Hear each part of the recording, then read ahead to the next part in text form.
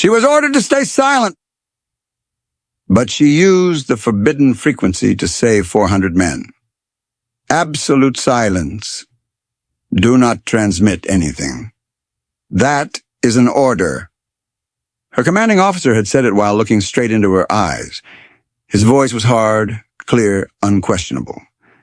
Then he turned his back, walked into his quarters, and closed the door. The light went out. February 12, 1945, 3:42 in the morning, northern Germany. In a dark bunker, a 23-year-old woman sat alone at a radio console. 2 hours earlier, her commander's words still echoed in her ears. Absolute silence. But now there were other sounds in her headset. Weak, broken, desperate voices. Surrounded. Help us. Running out of time. 100 miles away, 400 soldiers were fighting for their lives. No one could hear them. No one could send help. Only she could hear them, and only she could send help if she used the forbidden frequency. The woman looked at the commander's door. It was closed, silent. Then she looked at the microphone, the forbidden button, the whispers in her headset, and she whispered to no one in particular. "Forgive me, Commander." She pressed the button, and she defied the order. Her name appeared in military records only as a code. Nightingale 3. Her real identity remained classified even years after the war ended, but the files contained small clues. She was from Wisconsin, the daughter of a radio repairman in a small town, learned Morse code at 15. When she enlisted in 1943, options for women were limited. Nurse, secretary, kitchen staff, but she wanted to be a radio operator. She took the exam, scored 98%, higher than most of the men. At training camp, she worked quietly, never complained, never drew attention. She just listened, learned, and took notes. She could decode Morse so fast that her instructors were stunned. She could distinguish signals even through heavy static. In late 1944, she was sent to Europe, assigned to a small intelligence outpost in northern Germany. Her job was simple: monitor enemy frequencies, gather intelligence, report, not to speak, only to listen. But that night, listening would not be enough. Every radio operator knew 2 frequencies. The first was the secure frequency. Encrypted, allied only, unlistenable by the enemy. But its range was limited, only 50 to 60 miles, and in mountainous, forested terrain, sometimes even less. The second was the forbidden frequency. Open, unencrypted, listenable by everyone, Allies and Germans alike. Its range was limitless, but its use was absolutely prohibited. Because using that frequency meant giving away your position, telling the enemy, "We are here." At training camp, they had taught her, use this frequency only and only in total annihilation scenarios, meaning when everyone is already about to die anyway. Because the moment you use it, you probably will die. That night, the woman had to use that frequency. But it wasn't she who was about to die. On the morning of February 12th, 1945, a company from the 101st Airborne Division had set out on a routine reconnaissance mission. 400 soldiers, 3 officers, 2 radio operators. The mission was simple. Observe German movements in the forest, report, return. But something went wrong. The Germans had laid an ambush. Intelligence had leaked. The American unit came under fire from 3 directions the moment they entered the forest. The commander immediately ordered a retreat, but it was too late. The Germans had blocked the roads. They were surrounded. The radio operator desperately tried to send a distress call, but the secure frequency was weak. The mountains were blocking the signal. No base responded. An hour passed. Ammunition was running low. The number of wounded was rising. When morning came, the German infantry would launch the final assault, and no one would come. The radio operator made one last attempt. He changed the frequency, switched to a weaker, more distant frequency. Maybe someone would hear, maybe, and 100 miles away in a dark bunker, a woman put on her headset. It was 3:42 a.m. The woman was on night shift. The commander had gone to sleep 2 hours earlier. The bunker was silent. Only the static of the radio and her own breathing could be heard. She was doing routine monitoring, scanning enemy frequencies, German conversations, code groups, sometimes music.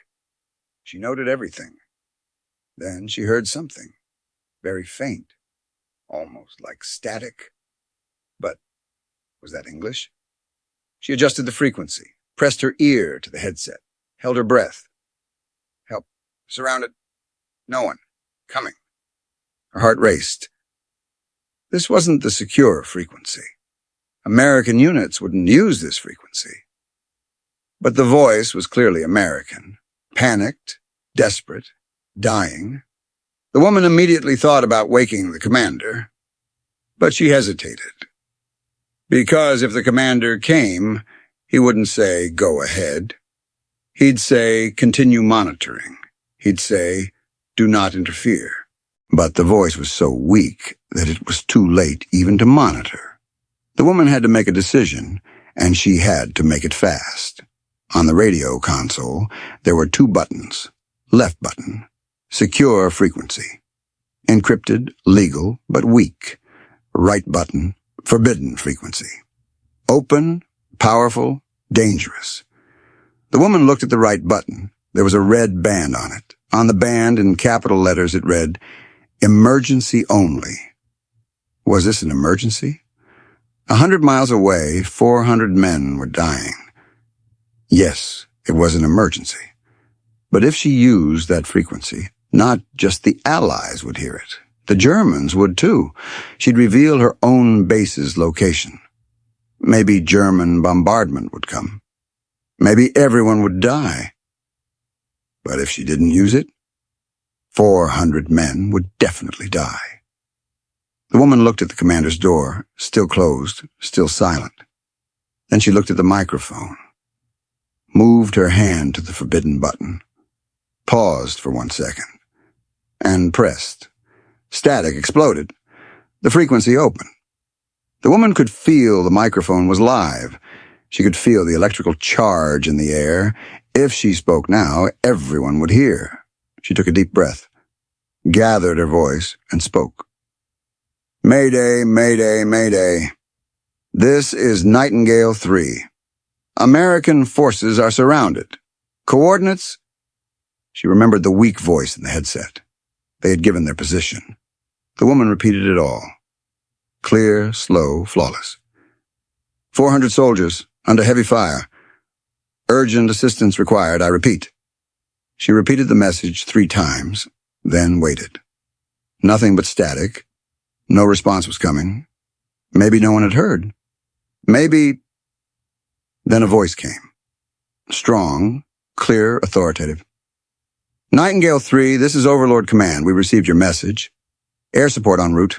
15 minutes. Repeat, 15 minutes. The woman breathed a sigh of relief. Help was coming. But then she heard another voice, in German. Amerikanische Funkerin identifiziert. Position trianguliert. The Germans had heard too, and now they were pinpointing the woman's location. The woman immediately shut off the frequency. But it was too late. The Germans had captured the message.